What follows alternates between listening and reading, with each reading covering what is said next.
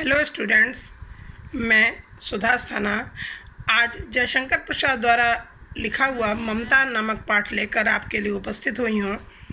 आप इसको अच्छी प्रकार से समझिएगा बच्चों। ये गद्यांश है। गद्यांश के नीचे क्वेश्चंस दिए हुए हैं। इन क्वेश्चंस का आंसर आपको इस गद्यांश को अच्छी तरह समझकर लिखना होगा। आप अच्छी प्रकार से समझेंगे। रोहतास दुर्ग के प्रकोष्ठ में बैठी हुई युवती ममता शोण के तीक्ष्ण गंभीर प्रवाह को देख रही है। शोण नदी का नाम है। ममता विधवा थी। उसका यौवन शोण के समान ही उमड़ रहा था। मन में वेदना, वेदना मतलब दुख, मस्तक में आंधी, आंखों में पानी की बरसात लिए वह सुख के कंटक शयन में विकल थी। कंटक शयन माने कांटों रूपी, दुख रूपी जो शयन है, उसका बिस्तर है, उसमें वह व्याकुल थी। वह रोहतास दुर्गपति के मंत्री चूड़ामणि की अकेली दुहिता थी। दुहिता का अर्थ होता है पुत्री।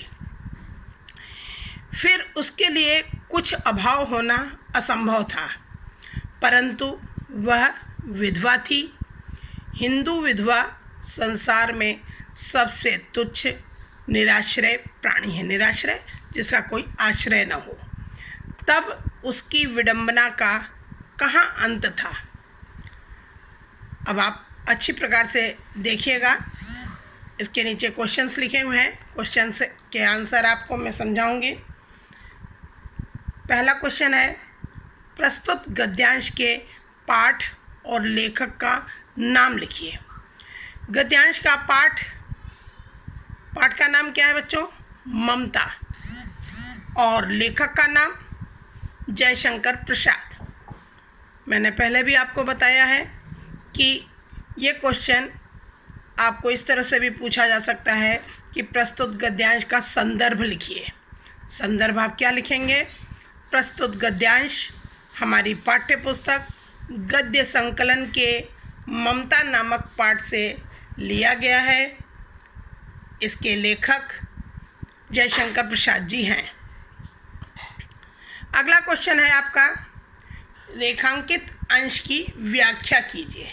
अब रेखांकित अंश आपका उसका यौवन से लेकर लास्ट तक कहाँ अंत था, आप ध्यान दीजिएगा लाइनों पे।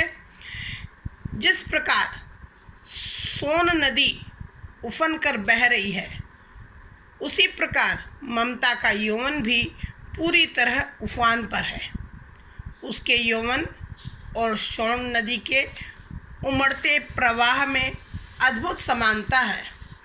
वह रोहतास दुर्गपति के मंत्री चूड़ामणि की इकलौती पुत्री है। वह हर प्रकार के भौतिक सुख से संपन्न है। फिर भी हिंदू विधवा जीवन के कठोर अभिशाप से उसका मन तरह तरह के विचारों और भावों की आंधी से भरा हुआ है। उसकी आंखों से दुख के आंसू बह रहे हैं। विलासिता का सुख भी उसको कांटों की दुखपूर्ण शैया के समान प्रतीत हो रहा है। तात्पर्य यह है बच्चों कि कांटों की शैया पर सोने वाला व्यक्ति जिस प्रकार हर पल बेचैन रहता है, उसी प्रकार सभी प्रकार के भौतिक सुखों के रहते हुए भी ममता का जीवन कष्टदायक सिद्ध हो रहा है। थर्ड क्वेश्चन देखिए बच्चों, रोहतास दुर्ग कहाँ स्थित है? उत्तर है आपका रोहतास दुर्ग शोण नदी के तट पर स्थित है। फोर्थ क्वेश्चन, ममता का संक्षिप्त परिचय दीजिए। परिचय दीजिए। ममता रोहतास दुर्ग के दुर्गपति के मंत्री चूड़ामणि की इकलौती पुत्री थी। वह युवा और विधवा थी। उसके मन मस्तिष्क में विरह वेदना के कारण उथल पुथल मची थी, जिस कारण उसकी आंखों में दुख के आंसू थे। 5th क्वेश्चन, इस गद्यांश में हिंदू विधवा की स्थिति कैसी है? समाज में हिंदू विधवा की स्थिति अत्यंत दयनीय होती है। उसे समाज का सबसे दीनहीन और बेसहारा प्राणी माना जाता है। और 6वां क्वेश्चन है आपका, ममता कौन थी, वह क्या देख रही थी? ममता, ऊपर भी बताया मैंने, ममता रोहतास दुर्गपति के मंत्री चूड़ामणि की विधवा पुत्री थी। वह अपने यौवन के समान उमड़ते सोन नदी के तीक्ष्ण प्रवाह को देख रही थी। बच्चों, एक पैराग्राफ और देखिए आप, उससे और अच्छे से समझ में आएगा आपको। एक पैराग्राफ आप आज और पढ़ेंगे। हे भगवान, तब के लिए, विपद के लिए इतना आयोजन, परम पिता की इच्छा के विरुद्ध इतना साहस। पिताजी, क्या भीख न मिलेगी? क्या कोई हिंदू भूपृष्ठ पर न बचा रह जाएगा जो ब्राह्मण को 2 मुट्ठी अन्न दे सके? यह असंभव है। फेर दीजिए पिताजी, मैं कांप रही हूँ। इसकी चमक आँखों को अंधा बना रही है। किसने कहा ये सब? ये ममता ने अपने पिता से कहा है। ममता किसी भी तरह का उत्कोच मीन्स घूस लेने के लिए तैयार नहीं थी और उसके पिता ने उत्कोच स्वीकार किया था। तो इसी बात को वह ममता अपने पिता से कह रही है। अब प्रश्नोत्तर में आप समझेंगे। उपर्युक्त गद्यांश का संदर्भ लिखिए। बच्चों, दोनों तरह से ये प्रश्न पूछा जाता है। कभी कभी पाठ और लेखक का नाम पूछा जाता है और कभी गद्यांश का संदर्भ भी पूछ लिया जाता है। मैंने आपको अभी ऊपर संदर्भ बताया था, उसी प्रकार आप संदर्भ लिखेंगे। दूसरा क्वेश्चन है, रेखांकित अंश की व्याख्या कीजिए। अब व्याख्या आप अच्छी प्रकार से देखिएगा। रेखांकित अंश कहाँ है इसमें? हे भगवान से लेकर 2 मुट्ठी अन्न दे सके, यहाँ तक ध्यान दीजिए।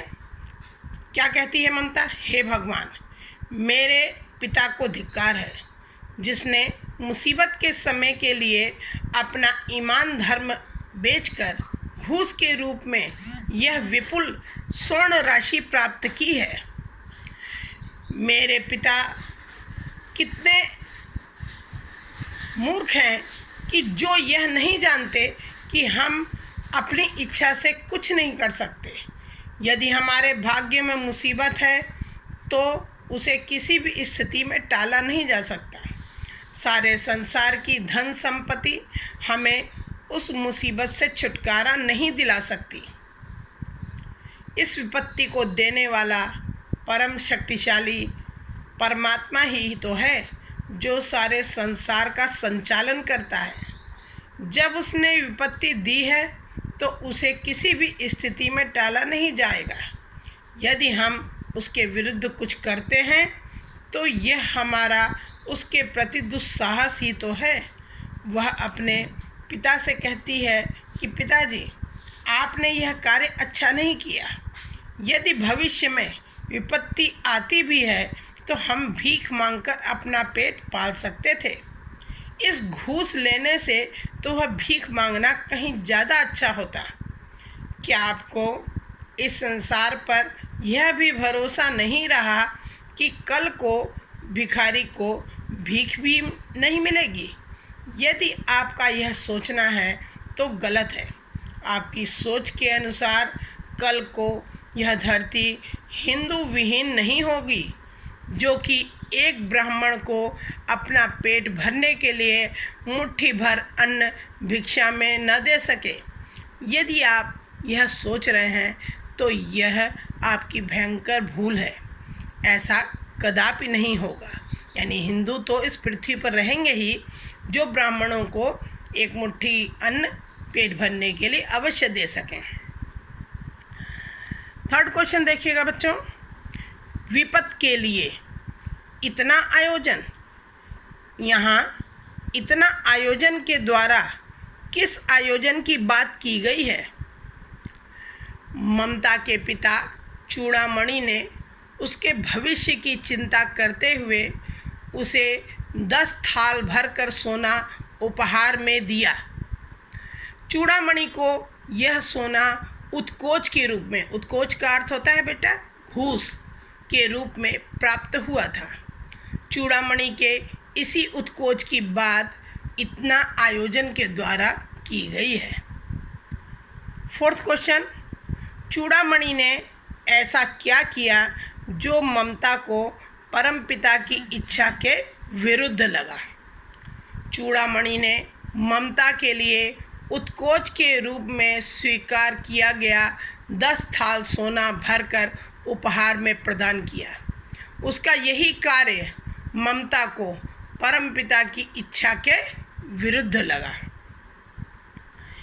5th क्वेश्चन, इस गद्यांश से ममता की किस मनोवृत्ति को स्पष्ट किया गया है?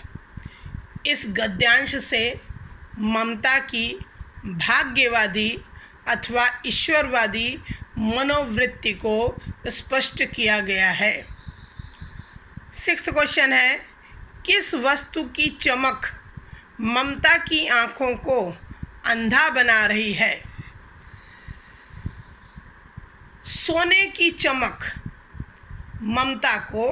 ममता की आँखों को अंधा बना रही है। बच्चों, आपको ये दोनों पैराग्राफ और क्वेश्चंस के आंसर आपको समझ में आए होंगे। अगर कुछ भी संशय मन में हो, समझ में ना आया हो, तो आप किसी भी समय मुझसे पूछ सकते हैं।